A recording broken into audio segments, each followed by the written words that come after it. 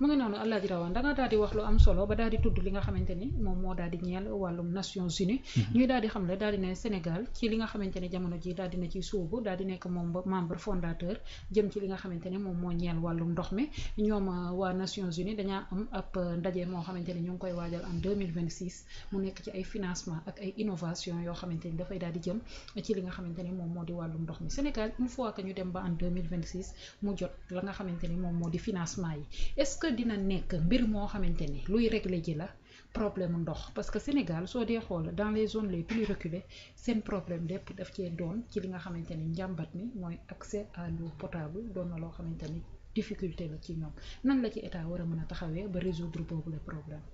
waaw bon la état bi nag mi ngi ciy taxaw quand même mi ngi ciy taxaw bu baax a baax li kii bi ngay wax noonu je pense mooy journée mondiale de l'eau bu 2026 bi nga xamante ni voilà tellement la question est centrale tellement la question est vitale ba nga xamante ni dañ ci def journée internationale journée mondiale moo xamante ni moom mooy traité wàllu ndox parce que c'est un problème crucial ndax encore une fois sans eau il y a pas de vie dund mënta am bu fekkee ndox amul n'est-ce pas donc Sénégal actuellement bu ñu jëlee à l'échelle du Sénégal ci boppam c'est-à-dire actuellement benn exemple bi ma ciy joxe et je l'ai déjà signalé mooy da ngay ñëw au Sénégal ñu signé woon un contrat boo xamante ne dañoo waroon installer fii au Sénégal par exemple des forages ñu waroon installer 85 forages le ministre a renégocié le contrat ba ñu war ci installer 101 déjà loolu dalay leer ni y a des localités yu nga xamante ni dañu mën a am accès ci ndox moom boo jëlee lu mel ni Promorène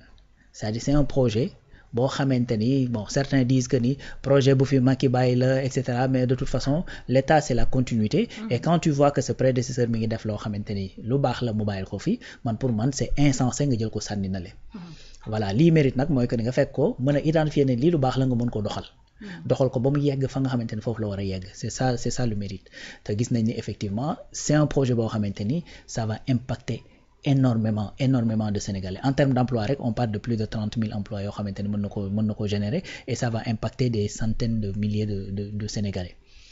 après loolu il y a ce qu'on appelle l'autoroute de l'eau xam nga autoroute de l'eau c'est un projet boo xamante ni lu Sénégal yàgg bëgg la mais dañ daan am ay contraintes techniques ak ay contraintes financières mais boo xoolee récemment l'État du Sénégal est allé a signé benn convention avec su ma juumul est-ce que du BAD sax su ma juumul je me rappelle plus de l'institution boo xamante ne dañu war a def un financement c'est que ñaari financement la benn bi ak BID la mooy 1310 milliards yoo xamante ni dañ ko war a def ci tout ce qui est voie ci transport ak ci privé beeg yu demee noonu mais dafa am yeneen 1600 milliards yoo xamante ni l'État du Sénégal daf ko signé en partenariat su ma juumul c'est avec BAD boo xamante ni ça daf ci am loo xam ne dafa war a dugg ci domaine énergie ak eau donc ce qui veut dire que ni là il y a effectivement ay jéego yoo xamante ni ñu ngi ko nekk di def parce que tey dans un pays su fekkee da nga bëgg a développer si tu maîtrises pas tes sols si tu maîtrises pas ton énergie maîtriser woo sa ndox mënoo développer ça c'est impossible parce que tey li tax ngay war a mën a développer mooy primaire bi nag li ci ëpp ci ndox lañ koy defee parce que tey su fekkee da ngay bay faaw nga am ndox bu dee da ngay def pâturage faaw nga am ndox pour mën di wëgg say jur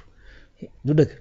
bu fekkee ni effectivement même y a certains chantiers yoo xamante ni sur les mines pour boo fa war a liggéey faaw nga am ndox donc sans l'eau sans maîtrise ndox c'est-à-dire tu peux pas développer léegi nag boo xoolee y a ay jéego yoo xamante ni gis nga am na benn coow loo xamante ni dafay amoon bu yàgg mooy ce qu'on appelle le problème de la revitalisation des vallées fossiles parce que dafa am ay yoonu ndox yoo xamante ni dañ jóge woon ci fleuve Sénégal ñëwoon Sénégal maintenant à un certain moment yooyu dañoo sakk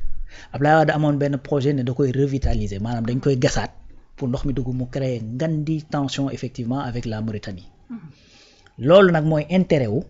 cette organisation internationale bi nga xamante ni Sénégal dugg na ci OIE parce que day mën a traiter ces genres de questions à l'international bi ñu bëggee laal ndox bi c'est-à-dire dañ ne du ci daal pourquoi parce que le fleuve Sénégal ñun kese moomuñu ko dañ ko bokk ak Mauritanie bokk ak Mali bokk ak Guinée Conakry donc moo tax sax ñu am OMVS organisation de mise en valeur du fleuve Sénégal donc organisation de mise en valeur donc nan la ñuy def ba ndox mi nga xamante ne mooy jaar ci fleuve bi mu mën a jur de la valeur pour le Sénégal ci la ñuy def lu mel ni barrage Malantani lu mel ni barrage Diama pour mën ci def effectivement de l'électricité gis nga ndox ba électricité ak juste un barrage donc tey loolu li tax mënul woon aboutir c'est parce que effectivement il y avait pas cette diplomatie internationale bi nga xamante ne mënoon naa dem waxtaan ak Mauritanie ba convaincre leen effectivement ci la vitalité effectivement de loolu s'il le faut proposer yeneen avantages yoo xamante ne Mauritanie mën na ko am autre part ci Sénégal lu dëgg léegi nag moo tax projet boobu mujjul woon a sotti autoroute de l'eau c'est-à-dire il y avait des problèmes techniques parce que dafa am ay certaines zones yoo xamante ne boo fa yegsee ndox mënta yéeg ndox amuti tànk mënta yéeg donc il fallait que effectivement am ay mécanismes yoo xamante ni bu ñu yegsee ci zone bu surélevé dana ko mën a kii mën a jëlee ndox bi lac de Guiers yóbbu ko par exemple dans la zone du Baol mais actuellement aujourd'hui le projet est en train en fait on l'a déjà lancé parce que bi ñu koy lancé même Média 28 était là-bas fii ci teeru bi donc le projet est lancé voilà des actions qui sont en train d'être mises récemment également boo gisee dans le sud-est le ministre Cheikh Tidiane Dièye dem na foofu tijji fa effectivement des forages équipés de mu koy tuddati daal di brancher beaucoup de villages yoo xamante ne dañoo nekk dans cette zone en eau donc pour répondre à la question ndax Sénégal effectivement mi ngi def ay jéego pour mën a yegg ci maîtriser ndox moomu et puis ndax financement boobu dana ko ci mën a aider oui parce que nag loolu yëpp may wax nii c'est-à-dire ça nécessite des sous et sous yooyu boo dajalee li nga xamante ne mooy am ci biir réew mi yëpp li ngay war a gérer day bari ba tax na su fekkee da nga am ay financement extérieur pour mën a dugg ci domaine yooyu c'est que bénéf mais mu néew mu bari le Sénégal est en train de travailler à maîtriser deux choses fondamentales son énergie et son eau loolu moom Sénégal mi ngi ciy liggéey bu am solo li ñu def ci GTA bi barki démb rek ak renégociation bi ñu fa def ak le fait que le président Bassirou Diomaye Faye wax ne au moins 25 à 30% du gaz dañ koy utiliser fii ci biir dëkk bi pour mën a wàññi coût énergie bi donc loolu c'est d'autres indicateurs yoo xamante ni da lay mën a aider ci loolu parce que même les machines yi nga xamante ne après ñoom ñooy gérer l'autoroute de l'eau ce sera avec de l'énergie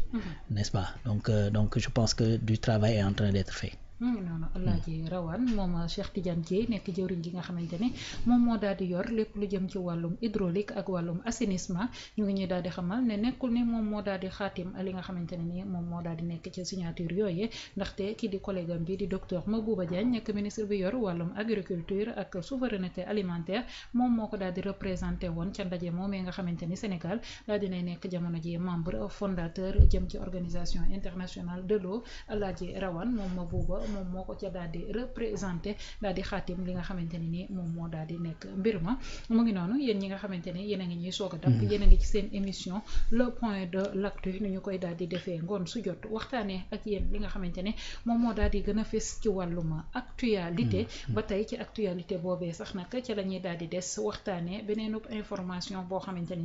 ni jamono ji li ñuy daal di wax ak yéen bokk na ca la nga xamante ne ni ñu nga koy daal di waxtaanee ci dialogue national boobee parti politique yi ana naka la ñuy daal di def ba ñu daal di am ay këyit waaye tamit parti politique yi ana naka la ñuy daal di def ba li nga xamante ne noonu ne le système politique bi di doxee ci diwaanu Sénégal ñu daal di jéem a xool naka la ñu koy daal di